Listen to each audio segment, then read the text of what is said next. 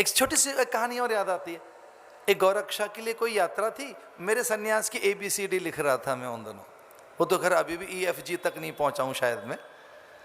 तो वो क्या था कि का सन्यास का लिख रहा था मैं।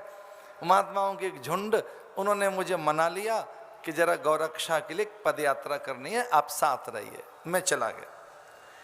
तो कुछ दिल्ली में पहुंचे कहीं, और वहां की बहू बेटियां, और वो हमारे ऐसे सेवा कर रही थी जैसे वो वर्षों से हमें जानती हैं।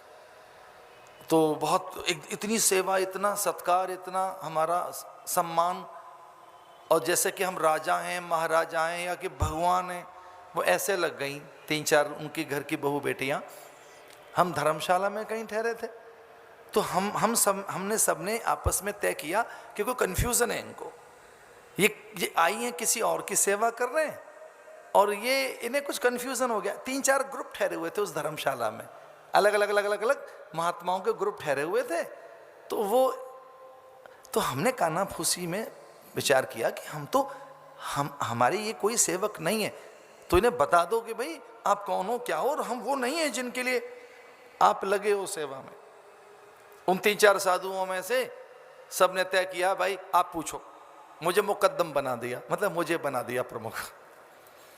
तो मैंने उनसे कहा, बहनों आप कौन हैं, कहाँ से आई हैं, और हम तो गौरक्षक हैं, पदयात्री हैं, आगे निकलना है, आप कौन हैं? तो उन्होंने कहा, महाराज हम आपकी दुकान से आए, आपकी दुकान से आए हम तो मैंने कहा, ना तो मेरी कोई दुकान है। मैंने कहा, बहन जी मैं समझा नहीं। महाराज जी हम आपके हैं ना, आपके सेवक हैं। तो मैंने उनसे कहा कि अच्छा, अच्छी बात है। तो भोजन करके दोपहर का समय था, वो फिर वही ग्रुप आ गया।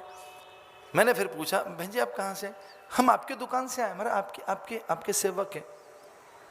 और फिर हमने स्पष्ट उसको कह दिया कि देखो हम कोई और साधु हैं, आपको थोड़ी कोई गलत फहमी हुई है, आप हैं कौन? तो उन्होंने कहा, महाराज जी हमारी दुकान का नाम ही है आपकी दुकान, एक हमारी कंपनी है उसका नाम है आपकी दुकान, ये धर्मशाला भी हमारी है, इसमें जितने साधु आकर ठहरते हैं उनकी सेवा हम करते हैं।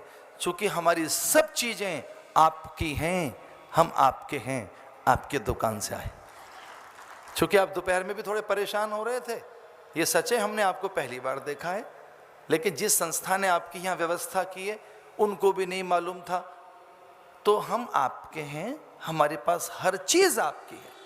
चूंकि हमें संतों की और भगवान की कृपा से वस्तुएं मिली हैं, हमें हमारी योग्यता से कुछ प्राप्त नहीं हुआ है। कुछ सालों पहले हमारे यहाँ इतनी सब चीज़ें नहीं थीं, कोई अनायास एक संत आए, उनकी कृपा से व्यापार में वृद्धि हुई, फिर ऐसी बुद्धि कोई बन गई कि सब कुछ प्रभु का है, अब ये सब आपका है, तो आप निसंकोच रहें यहाँ।